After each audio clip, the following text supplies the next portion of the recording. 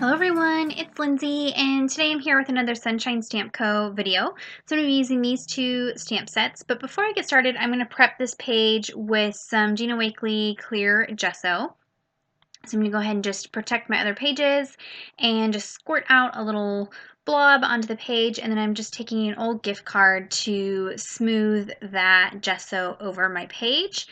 And this just creates a really thin layer of protection on the page. I do go ahead and do two thin layers. Even with the two, I do miss a little spot at the top left-hand corner, and you'll notice that once I start coloring in the background. But for the most part, this gets the entire page covered, and then that way I can do whatever I want on this page and nothing will bleed through to the back side of this page.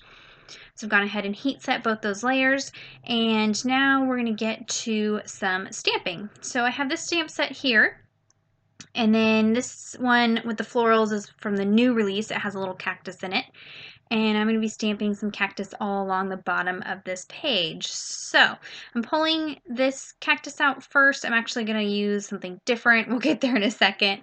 But before I stamp, I'm going to prep my page with a powder tool. So this is the EK Success powder tool. Basically, it's just covering the page so that when I do heat embossing, the heat embossing powder won't stick to anything else on the page other than the ink that I stamp with. So it just takes away any static cling or any moisture that might be in the page. So I start by inking up this cactus here, and then I realize that's not the one that I want to be in the front. So I'm going to switch out to one of the other cactus stamps here, this little squat one here, and that's actually going to be the cactus in the front of my stamping, and I'll show you how that works. But I'm going to be stamping with some VersaFine Onyx black ink. This is a permanent or a waterproof pigment ink, and so it stays wet a little bit longer than other inks, so I can heat emboss, and that's going to help with the watercoloring that I'm going to do in a little bit here. So I'm going to, while it's still wet, add some clear embossing powder to that image, and then just shake off the extra onto a piece of paper.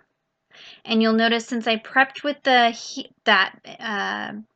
powder tool, that embossing powder isn't going to stick to anything other than the ink. And now all that excess powder I can dump right back into the container, and I'll go ahead and hit this with my heat tool. Now you want to heat this up until that powder turns glossy and shiny and fully melted. And so now that image is heat embossed. There is some curling in my page, but once I get all done, most of the curling goes away, and then after my Bible's been closed for a little while, it'll stop trying to curl, but it'll fight me the rest of the video, but we'll manage. And now I'm going to stamp this larger cactus, but before I do that, I'm going to cover up the one that's already on my page with a mask. So what I did is I had stamped that cactus on a plain piece of copy paper, cut it out, and then I've just laid it over that stamped image. So now when I go in with this second cactus, it's actually going to look like it's behind that first one that I stamped since I had covered it up. And you can see there, it looks like it's behind that other cactus. Go ahead and do the same thing. Put some clear embossing powder on that image. Dump off the extra, and then heat set that with my heat tool. And I'm going to go ahead and do this for several of the different cactus images, and making sure that I mask off anything that might intersect some of my other stamping. So you can see I've gone ahead and done that for all 5 of those. And these masks here you can save. So I'm just showing you how I stick them in the stamp packaging in the back of it, and I can use those again in the future if I decide to do some stamp masking. So now before we add color, I'm going to go ahead and mask these off with a Molotow masking pen. This video should be called All About Masking. So what this pen does is it's going to create a layer over these images that then resists anything that I add to the page, so they'll maintain the whiteness of these cactus, and you'll see that a little bit further on in the video. But this pen, you want to not go over the same area too many times. You want to just create a nice thin layer of the fluid over your masked image. If you get it anywhere that you don't want it, like you can see at the top of the page there, I shook it without the cap on. Once those little dots dry, I'm able to just rub those off, and it's fine to color in that area. So any mistakes you have, you can just rub off. You do want to make sure that this is completely 100% dry before you start adding color to your page.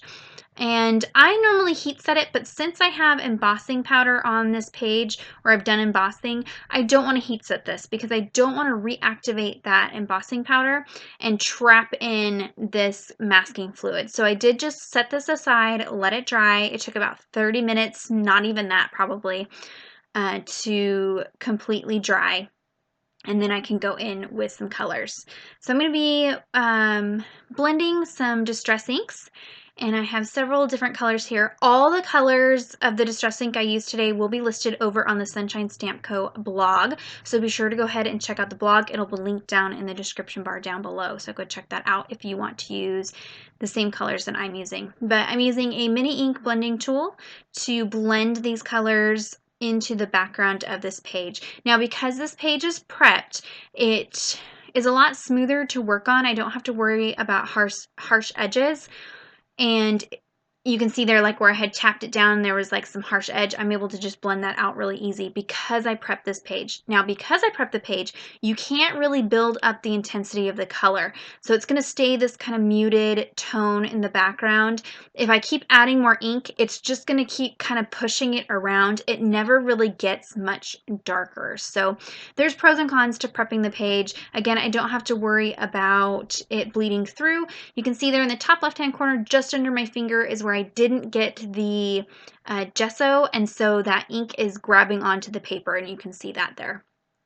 So gone ahead and blended all 4 of those colors out in the background, and then I'm just taking a fine tip pen to draw in like a ground at the bottom there so those cactus aren't just floating.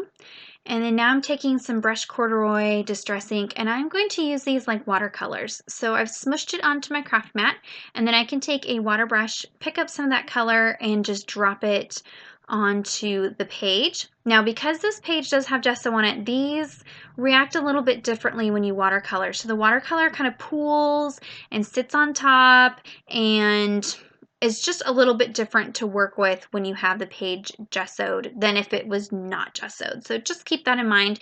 It's a little bit harder to work with watercolors on a prepped page. And then I'll go ahead and heat set this layer. Again, I'm being very, very careful not to hold it over those cactus or cacti too long. I don't want to reactivate that embossing because I still have that masking fluid on there. So being really careful, but I can go back in with a second layer of the color to try to darken up some areas underneath the cacti. But again, I'm not really able to build too many layers because I have that gesso down, so the ink can't seep into the paper. So now I'm going to go ahead and make sure that I don't have any ink sitting on top of the masking fluid.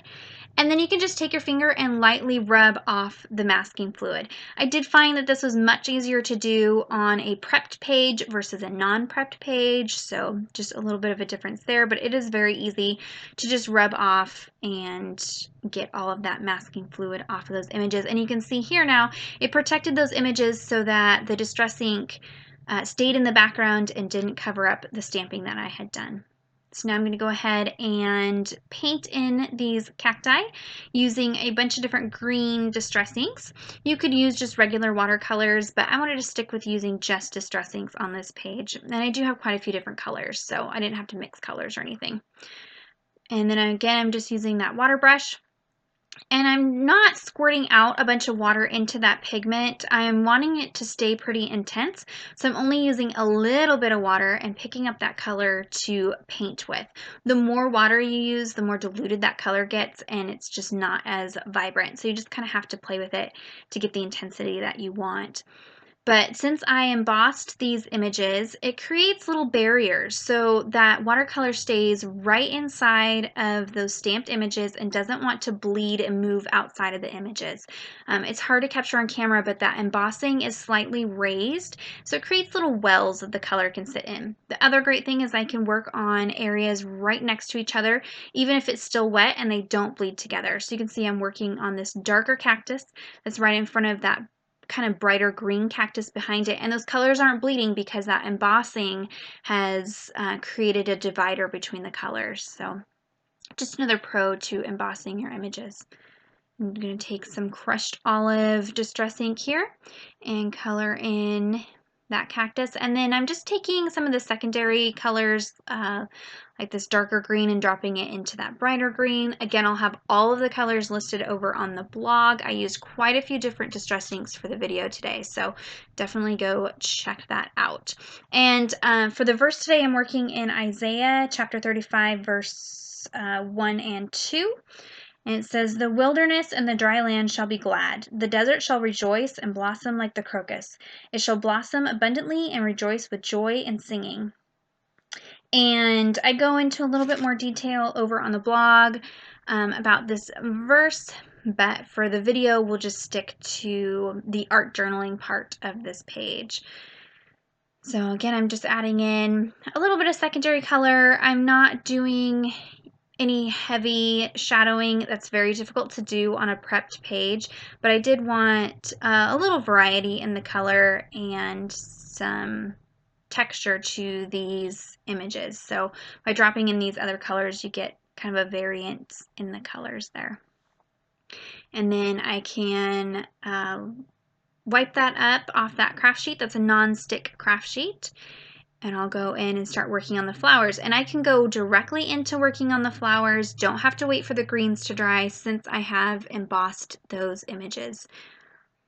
And so I'm just taking some reds and pinks. I'm gonna fill in those flowers. Again, nothing fancy. These areas are very, very small, so it doesn't take very much color at all to color them in. And again, I'm using hardly any water other than what's just moist on the brush itself. I'm not squeezing any additional water into that color. I'm using some pinks here and then a little bit of yellow in the tops of those red flowers, and that'll be it for the painting. And I went ahead and heat set that again very gently and try not to reactivate that embossing. Now since this page is prepped, I can go in with my wet brush and pick up color off of the page. So I wanted to remove the color from where the verse is, so I'm just scrubbing my wet brush over the verses and then wiping it on the paper towel as it gets saturated with color, and that's removing all of the color. So you can get the whiteness of the page back very easily since this page is prepped.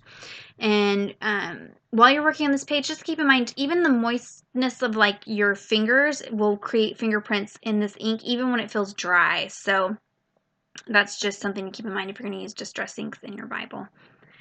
Now I'm taking this word bloom from the stamp set, and I'm going to be using some VersaFine Onyx Black ink again, and I will stamp that down on the page. And because this is a pigment ink, it takes a very long time to dry, especially sitting on top of this gesso. So I heat set it quite a bit, and then I just took a plain piece of paper over the top of it to pick up any extra ink that might be on there. I'm going to go ahead and use these Kuretake Gonzai Tombi watercolors and just take some of the black from that palette and a fluffy brush, and I'll go ahead and just tap some little splatters on the background.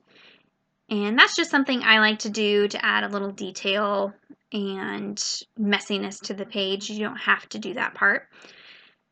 And then I went ahead and created some journaling lines and did some journaling.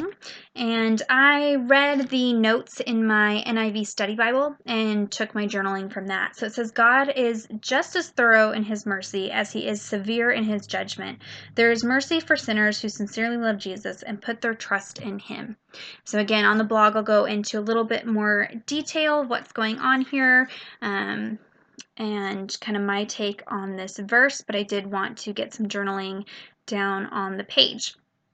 And then I have these little paper clips that I found in the Target dollar spot probably last summer, added that, and that's it for the page today. So be sure to head on over to the blog to get more details. Subscribe to this channel if you're not already a subscriber, and leave any comments down below if you have questions about the page today, and give this video a thumbs up if you enjoyed it. And until next time, thank you so much. Bye-bye.